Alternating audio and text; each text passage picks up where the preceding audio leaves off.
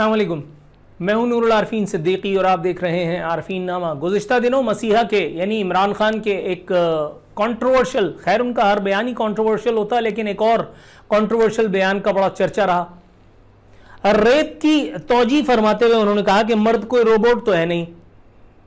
औरतों पर उन्होंने तबर्रा फरमाते हुए कहा कि अपने लिबास का ख्याल रखना चाहिए। जुज़वी तौर पर मैं इस बात से इत्तेफाक करता हूँ, बिल्कुल ऐसा है जुज़वी तौर पर। आज मुझे इस बारे में बात करने की नौबत क्यों आई मैं बता चुका हूँ कि किसी एक बहुत अहम शख्सियत के काले कारनामों का एक डॉक्यूमेंट मेरे पास पहुँचाया गया है दीदा उदानिस्ता, ताकि मैं उसके माजी के बारे में बात करूँ, लेकिन मैं ऐसा नहीं करूँगा। मैं ऐसा इसलिए नहीं करूँगा क्योंकि मेरा एजेंडा न कभी था, न कभी है और न कभी रहेगा इंशाअल्लाह अज़ीज़। ताहम आज मैंने इस मौजू को क्यों पिकअप किया, जो पिछले 3-4 रोज़ से डंका बज रहा है, मैंने नहीं बात की। आज क्यों कर रहा हूँ, उसकी वजह है मुल्क के एक बहुत अहम सियासी तबलची ने, सियासी तबलची उसको कहना पता नहीं जायज़ भी होगा या नहीं, बहरहाल वो मीडिया का एक अहम आदमी है, मीडिया का एक गुर्गा है, एक चमचा है। नून लीग से उसके कनेक्शंस जो हैं वो बहुत, जिसको कहते हैं रोज़े रोशन की तरह आया है, रोज़े रोशन की तरह आया है उसकी ये हरकत।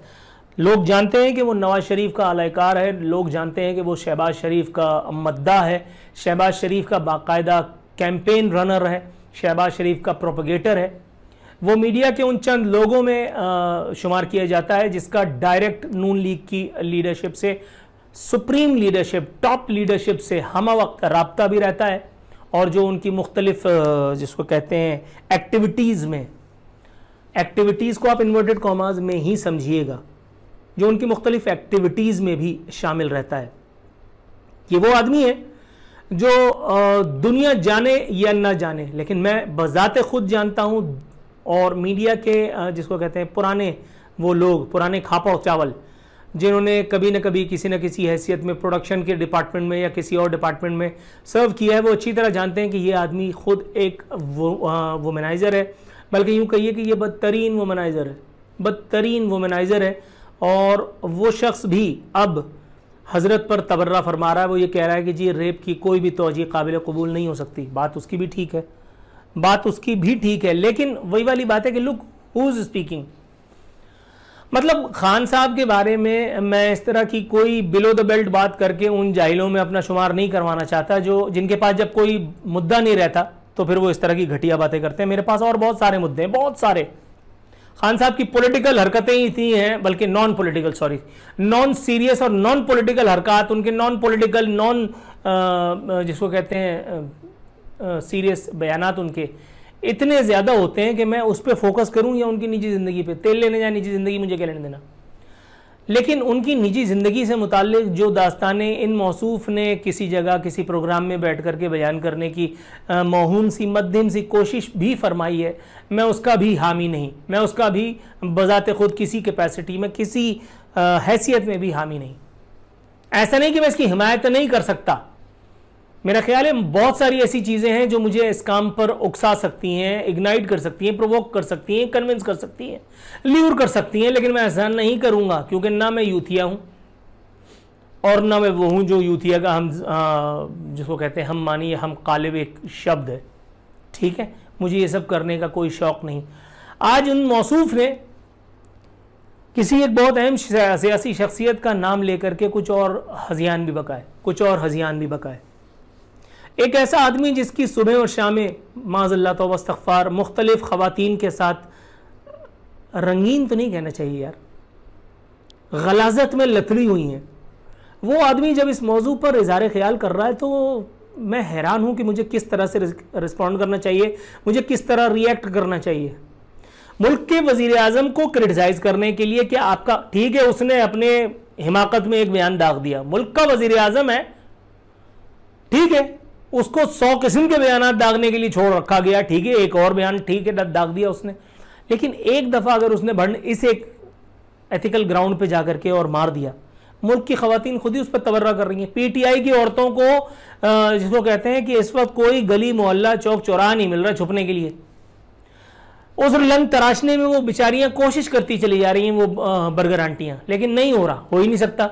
खुद जमाइमा ने लास्ट जो इनकी वो शरीक हयात थी उसने इनके बयान से डिसएग्रीमेंट का इजहार किया है, और जाहिर करना भी चाहिए, ये कौन सी बात है। फिर वो मासूम बच्चियां, अल्लाह ताला रहम फरमाए। मतलब अब मैं इस बारे में कोई बात भी नहीं करना चाहता, मैं इस बारे में कोई बात भी नहीं करना चाहता, ये इतनी फजूल हरकत है।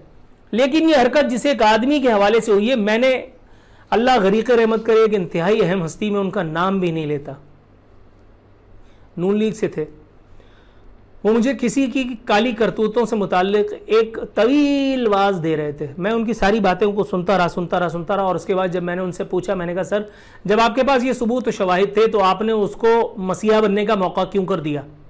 आपके पास सबूत आज हैं? उन्होंने कहा बिल्कुल है। मैंने कहा आप ये सबूत मुझे दीजिए, मुझे दीजिए। बड़ा कमाल जवाब दिया उन्होंने, बड़ा कमाल का जवाब दिया। उन्होंने कहा यार बात ये है, ना मैं उससे डरता हूँ कि जो इसको मसीहा बना रहे हैं, ना मैं उन लोगों से जो है वो खाइफ हूँ जो इसके पीछे जो है वो नारे मारते हुए चल रहे हैं।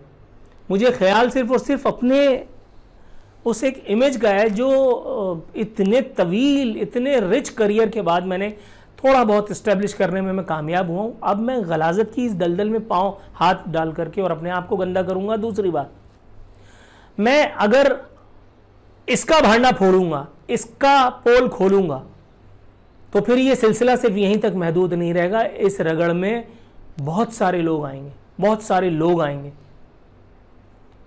उस एक वक्त में मैंने उनसे अग्री नहीं किया, बहुत सारी दलीलें थी मेरे पास, लेकिन उनके इंतकाल के कुछ रोज़ बाद मुझे ये एहसास हुआ कि वो साहब ठीक कह रहे थे, वो साहब ठीक कह रहे थे। वाकई मेरा ख्याल है पॉलिटिकली डिसएग्रीमेंट की आपके पास बहुत सारी गुंजाइश होती है। आपको पॉलिटिकल महाज पे एक दूसरे को ऊंचा या नीचा दिखाने के लिए बहुत सारे मौके ज़िंदगी और आपकी ये सियासत देती ही रहती है। वो मुहाज से अगर आप निमट लें तो ही मेरा ख्याल है क्या कम है, चाहे जायका के अखलाकी ग्राउंड पे जाकर के एक दूसरे को नंगा करना और यहाँ करना। अब आप देखिए MQM के पास क्या रह गया। MQM इसी इमरान खान के काले कारनामों को कराची की दीवारों पर चूना पोत पोत करके और लोगों को बताती रही। मुशर्रफ दौर में वो तमाम वीडियोस आज भी यूट्यूब पे मौजूद हैं, वो तमाम पिछले चैनल्स जिस पे बैठ के बाकायदा हजरत इमरान खान उस वक्त तो स्टूडियो में चल करके जाया करते थे, वो स्टूडियो में बैठे हुए हैं और बाबर गौरी से उनका मनाजरा हो रहा है। बाबर गौरी ने इनकी फलानी साहबजादी जिनको ये डिसोन करते हैं, तो इन्होंने उसको जो कुछ कहा, मतलब आपकी समझ में आ रहा होगा मैं क्या कुछ कह रहा हूं।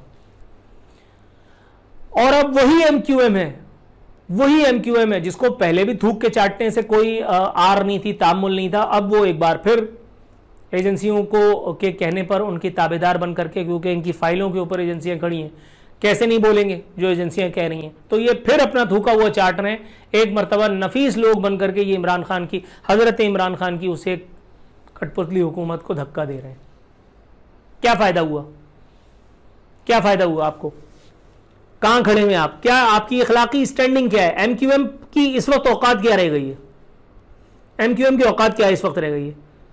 इमरान खान के सियासी किरदार पर तबर्रा करने से आपको फुर्सत मिल पाती है बहैसियत एक पॉलिटिकल ऑब्जर्वर, बहैसियत एक एनालिस्ट, कि आप उसके खुदा न खास्ता दागदार माजी को बखाने, इसके ऊपर सेगमेंट करें, इसके ऊपर प्रोग्राम करें? मुझे तो ऐसा कोई जिसको कहते हैं इसकी कोई माकूल वजह नज़र नहीं आती। लेकिन मैं हैरान हूं उन साहब के ऊपर कि उन्होंने बाकायदा पूरे का पूरा प्रोग्राम इसे एक मौजू पर कर दिया, पूरे का पूरा प्रोग्राम। वो आदमी जो खुद वुमनाइजर है, वो खवातीन की हुर्मत की कस्में खा रहा था, वो आदमी जिसके जरर से कोई एक औरत नहीं बची मीडिया इंडस्ट्री में जहां जहां इसने सर्व किया है, वो आदमी औरतों की जो है वो तकदीस की बातें कर रहा था, भाषण दे रहा था और इमरान खान से कह रहा था कि आप अपनी उसको सोच को रिविजिट करें, ये करें और वो करें। यार कौन लोग हो तुसी? इमरान खान जिस महाज पर खड़ा होकर के अपने आप को टार्जन बनाने की कोशिश कर रहा है, इमरान खान और उसके तबलची वहां आओ ना, वहां आकर के उसको कड़ा करो ना, जैसे मैं कर रहा हूं। वो CIA चीफ को मना करने वाला टार्जन बन रहा है। मैं बता रहा हूं कि तुम्हारी औकात नहीं है कि तुम CIA की चपरासी से भी बात कर सको। तुम होगे नाम निहाद वजीर आजम। ये मुल्क की अफवाज का, ये मुल्क की अफवाज के डिसीजन मेकर्स का, उनके मूवर्स एंड शेकर्स का डिस्क्रेशन है, तुम्हारा नहीं। तुम सिर्फ एक बाजा हो जो बज रहा है दोनों तरफ, तुम बजते रहो। तुम वहां आकर के इमरान खान को कच्चा करो, काढ़ा करो, उसकी तमाम तर जिसको कहते हैं बातों का जवाब दो। मैं तुम्हारे साथ हूं।